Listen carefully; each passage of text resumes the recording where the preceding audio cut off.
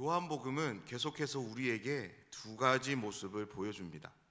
하나는 예수님이 보여주신 표적들 그리고 가르침들을 통해 예수님이 하나님이 보내신 메시아, 주님으로 믿고 영접하여 구원에 이르는 사람들과 동일하게 예수님의 이적과 표적들 그리고 권세 있는 가르침을 보고 들었음에도 불구하고 예수님을 믿지 않고 잡아 공회로 넘겨줄 사람들이 있음을 보여줍니다.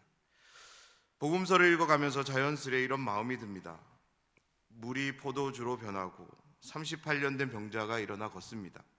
작은 떡덩이 5개와 생선구이 2마리로 장정만 5,000명을 먹이시고 날 때부터 앞을 보지 못한 맹인의 눈을 뜨게 하십니다. 죽었던 사람도 살려내시는 예수님을 직접 보았음에도 어째서 그들은 예수님을 믿지 않을 수 있을까? 사랑하는 여러분, 요한복음이 이야기하고 있는 이 시대에 저와 여러분이 그곳에 함께 계신다면 우리는 어떨까요? 이들과 동일한 경험을 한 뒤에 예수님을 향해 당신은 하나님의 아들이십니다.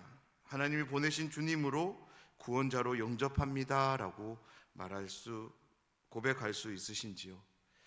오늘 말씀을 보면 예수님께서 한 사람과 중요한 대화를 나누고 있는데요, 그 사람은 바로 가룟 유다입니다.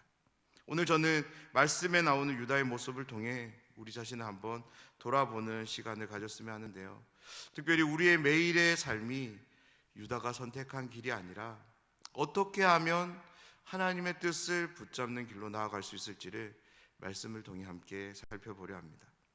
오늘 말씀은 요한복음에서 아주 중요한 위치에 차지합니다. 왜냐하면 오늘 말씀을 시작으로 예수님은 본격적으로 자신을 통해 이루신 하나님의 구원 역사를 펼쳐가시기 때문인데요, 다시 말해서 오늘 말씀은 예수님을 통해서 이루시는 하나님의 구원 역사의 첫 단추가 끼워지는 상황을 소개하고 있는 말씀입니다.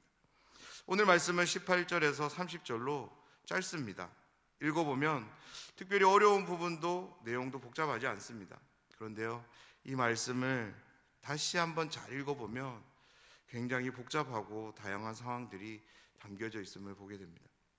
전체적인 상황을 간략하게 말씀드리면 예수님은 제자들과 이야기를 나누십니다. 하지만 이 모든 이야기는 한 제자인 유다를 향한 이야기입니다. 그리고 예수님이 하신 이 이야기와 행동을 통해 예수님과 함께 했던 유다는 예수님을 떠나 사탄과 함께 합니다. 요한복음을 기록한 기자는 마지막 30절에서 밤이라는 시간대를 소개하는데요, 낮이라는 시간대가 빛으로 이 세상에 오신 예수님의 사역을 대변했다면 밤이라는 시간대는 이 세상을 어둡게 하는 사탄의 사역이 시작됨을 암시하는 것입니다. 그래서 요한복음의 기자는 앞으로 사탄이 본격적으로 활동하게 될 것이기에 이렇게 밤이라는 시간을 통해서 오늘 이야기를 마무리합니다. 먼저 우리가 주목해야 할 부분은 예수님이 하신 이야기에 대한 제자들의 반응인데요, 21절 말씀입니다. 예수께서 이 말씀을 하시고 심령이 괴로워 증언하여 이르시되 내가 진실로 진실로 너희에게 이르노니 너희 중 하나가 나를 팔리라 하시니. 아멘. 21절 말씀을 보면 예수님은 제자들에게 엄청난 말씀을, 폭탄과도 같은 선언을 하십니다. 이 말씀에 제자들의 반응을 22절은 소개하는데요, 제자들이 서로를 바라보며 누구인지를 의심했다고 소개합니다. 그리고 23절은 예수님의 제자 중 한 제자를 소개합니다. 그런데 이 제자에게 독특한 수식어가 붙습니다. 사랑하시는 자라는 수식어가 붙습니다. 요한복음 전체에서 5번 이 말이 나오는데요, 익명으로 누군지는 밝히지 않습니다. 성경이 밝히고 있지 않기에 정확히 누군지는 알 수 없지만 다음에 나오는 말씀을 보면 이 사람은 베드로와도 상당히 친밀했던 사람인 것 같습니다. 이 24절 말씀을 보면 베드로가 그것이 너무나도 궁금했던 것 같아요. 예수님이 하신 말씀이 누구인지에 대한 그런 궁금증이 있었던 것 같습니다. 그래서 베드로는 예수님께서 사랑하시는 제자를 향해 한 가지 행동을 합니다. 바로 머리짓을 하는데요, 요한복음을 기록한 기자는 상당히 친절하게 그 베드로가 어떤 마음으로 사랑하시는 자에게 이 행동을 했는지를 우리에게 들려줍니다. 사랑하시는 제자를 향한 베드로의 머리짓은 예수님이 하신 말씀의 주인공이 누군지를 물어달라는 요청이었던 것입니다. 3년이라는 세월을 함께 보내면서 제자들 안에서도 서로가 얼굴만 봐도 척하면 척인 사이가 되었던 것 같습니다. 바로 베드로와 사랑하시는 제자가 그런 사이였던 것 같습니다. 베드로의 머리짓을 본 사랑하시는 제자는 곧장 예수님을 향해 이렇게 묻습니다. 주님, 그 사람이 누굽니까? 라고. 그 제자를 향해 예수님은 즉시로 대답을 주십니다. 내가 떡 한 덩이를 적셔다 주는 자가 그 사람이다 라고 말씀합니다. 그러면서 유다에게 떡 한 덩이를 건네십니다. 27절은 요한복음에 있어서 가장 중요한 대상이 나오는데요, 바로 사탄입니다. 하나님의 뜻을 이루시는 분이 예수님이시라면 하나님의 뜻을 거역하고 그래서 그 뜻이 이루어지지 못하도록 하는 자가 바로 사탄입니다. 27절 말씀입니다. 조각받은 후 곧 사탄이 그 속에 들어간지라. 이에 예수께서 유다에게 이르시되 내가 하는 일을 속히 하라 하시니. 아멘. 이 말씀에서 세 가지를 한번 생각해 보려 합니다. 먼저는 유다의 입장인데요, 13장 2절에 보면 유다에게 이미 마귀는 예수님을 팔려는 생각을 넣었다라고 기록하고 있습니다. 그러니까 27절에서 예수님이 건네는 떡을 받을 때 유다가 떡을 받는 것은 자신에게 주어진 마귀의 생각을, 사탄의 생각을 더 이상 사탄의 생각으로 두지 않고 내 생각이 되게 하겠다는 것이죠. 사탄의 뜻대로 자신이 행동하겠다는 것에 대한 결정을 보이고 있는 것입니다. 예수님을 파는 것이 이제는 자신의 뜻이 되고 있는 것을 보여줍니다. 두 번째는 사탄의 입장인데요, 사탄 마귀는 예수님을 통해 이루실 하나님의 뜻인 구원 사역을 방해할 계략을 가지고 있었습니다. 유다가 이 떡을 받을 때 사탄은 자신의 계획대로 모든 일들이 순조롭게 척척 진행되고 있다라고 생각했습니다. 왜냐하면 자신이 선택했던 유다, 그에게 마음을 주었을 때 그는 그 마음을 거부하지 않았고요, 예수님의 떡을 건네받음으로써 사탄 자신의 뜻을 이루기로 유다가 결정했기 때문에 사탄은 굉장히 마음이 흐뭇했을 것 같습니다. 마지막 세 번째는 예수님의 입장입니다. 유다와 사탄은 자신들이 계획하고 결정한다고 생각하지만 이 모든 것들은 예수님의 지켜본 가운데 진행되고 있음을 오늘 복음서 기자는 우리에게 말씀합니다. 예수님을 통해 이루시는 하나님의 구원 역사는 하나님의 완전한 계획을 신실하게 수행하시는 예수님의 작품이지, 사탄의 계획도 사람의 결정도 티끌만치의 영향을 끼칠 수 없습니다. 더 정확하게 말씀드리자면 우리를 향한 하나님의 구원 역사는 100% 하나님의 일하심입니다. 떡을 건네실 때 예수님의 눈은 유다를 향하는 동시에 사탄을 향했습니다. 떡을 받는 유다를 보시며 예수님은 그에게 말씀하십니다. 내가 하는 일을 속히 하라고. 사랑하는 여러분, 우리를 향한 구원 역사는 하나님의 주도하에 이루어지는 줄 믿습니다. 하나님의 뜻을 받들어 신실함으로 그 모든 상황들을 이루시는 예수님의 순종만을 통해 이루어지는 줄 믿습니다. 지금 당장에는 사탄이 그리고 사람이 무언가를 하는 것처럼 보이지만 하나님의 구원 역사는 온전히 하나님께만 속한 줄 믿습니다. 요한복음 기자는 다시 제자들의 모습을 기록하는데요, 먼저는 예수님이 하신 말씀을 아는 자가 없다고 말하며 그들의 추측들을 글로 남깁니다. 그리고 30절에서 복음서 기자는 두 가지 상황을 소개합니다.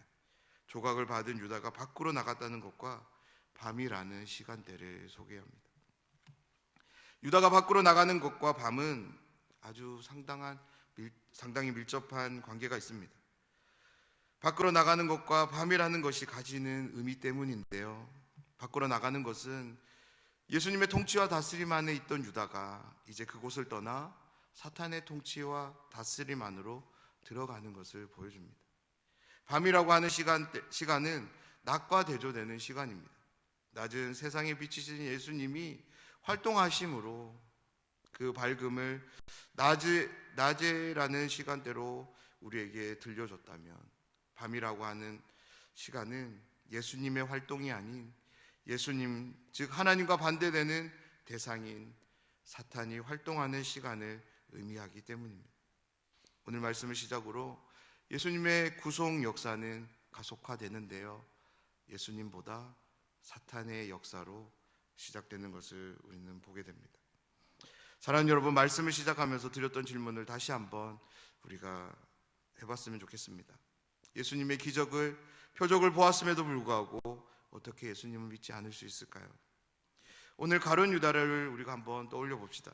그는 예수님이 부른 사람이었습니다. 예수님의 제자가 되어 예수님의 다른 제자들과 함께 3년을 함께하며 먹고 마시고 동거동락했습니다. 예수님이 가시는 곳마다 유다도 함께 갔고요, 예수님의 이적과 표적이 나타나는 곳마다 유다는 거기에 있었습니다. 자신의 눈으로 직접 보았고 손으로 만졌습니다. 자신의 두 발로 그 현장에 서 있었습니다. 제자였기에 그 누구보다 진리의 말씀을 가까이서 그리고 풍성하게 들었던 사람이 유다였습니다. 성경은 기록하고 있지 않지만 제자들은 틈만 나면 예수님에 대해 다양한 이야기들을 서로 나눴을 거예요. 유다는 당대의 그 누구보다 예수님이 하나님의 아들이심을, 보내신 메시아이심을, 구원자이심을 믿기에 좋은 환경에 놓였던 사람이었습니다. 그런 유다가 보여주는 마지막 모습은 어떻습니까? 예수님을 파는 사람이 되어버립니다. 당대를 살아가던 유대인들이 예수님을 믿지 않는 것은 그렇다 하더라도 예수님의 제자 중에 한 사람이었던 유다가 어떻게 이런 일을 할 수 있었을까요? 이런 일이 일어난 것에 대해 우리는 어떻게 생각해야 될까요? 먼저 가룟 유다가 이런 결정을 하게 된 것은 예수님에 대한 자기 생각을 버리지 못했기 때문입니다. 유다는 예수님을 따르면서 예수님이 보여주시는 기적들이 있다면 지금 유대 사회를 억압하고 있는 로마로부터 정치적인 독립을 이룰 수 있을 것이라고 생각했던 것 같습니다. 계속되는 예수님의 기적들 앞에서 가룟 유다는 독립된 자신의 나라를 그려보며 더 나아가 자신이 감당하게 될 역할을 꿈꿨을지도 모르겠습니다. 그런 유다가 자신의 생각을 조금씩 내려놓고 예수님의 말씀과 기도를 통해 하나님의 뜻에 깨어 있었다라면 그의 마지막은 어땠을까요? 사랑하는 여러분, 예수님을 믿는 것은 우리의 힘으로 되지 않습니다. 기적을 봤다고 해서, 표적을 경험했다고 해서 예수님을 주와 그리스도로 믿고 고백할 수 있는 것은 아닙니다. 이 모든 것은 하나님의 은혜입니다. 예수님을 하나님의 아들로 구원자로 믿는 것은, 더 정확하게 말하자면 믿어지는 것은 하나님이 우리에게 주시는 은혜요 축복입니다. 그렇다면 우리는 우리의 매일의 삶 속에서 예수님을 하나님의 아들로, 하나님이 보내신 메시아로, 구세주로 믿어지는 그런 복된 삶을 어떻게 하면 살아갈 수 있을까요? 성경은 우리에게 늘 말씀과 기도로 깨어 있을 것으로 권면합니다. 유다는 분명 예수님의 제자였습니다. 늘 말씀과 기도가 그의 곁에 있었지만 그는 깨어 있지 않았습니다. 사랑하는 여러분, 이 진리를 꼭 기억하시기를 부탁드립니다. 말씀과 기도에 깨어 있는 자만이 예수님이 하나님의 아들이심을 보게 될 줄 믿습니다. 예수님을 하나님이 보내신 메시아로 믿고 고백하게 될 줄 믿습니다. 그런데 여기에 한 가지 더 중요한 점이 있습니다. 내가 어제 그렇게 살았다고 해서 오늘도 저절로 되어진다라고 여러분 생각하지 마십시오.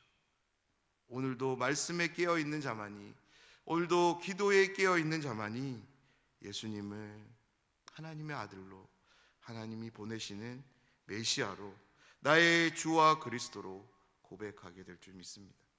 날마다 말씀과 기도에 깨어서 예수님을 하나님의 아들로, 나의 삶의 주와 그리스도로 고백하며 살아가는 우리들의 삶이 되면 좋겠습니다.